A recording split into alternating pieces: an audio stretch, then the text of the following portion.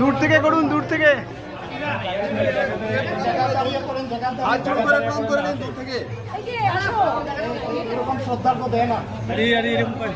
তাড়াহুড়ো না, লাইনে লাইনে সবার কাছে আসবে। দাঁড়িয়ে থাকুন, দাঁড়িয়ে থাকুন।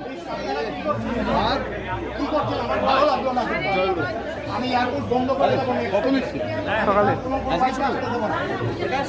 হ্যাঁ, আমি আর বাবু এসছি।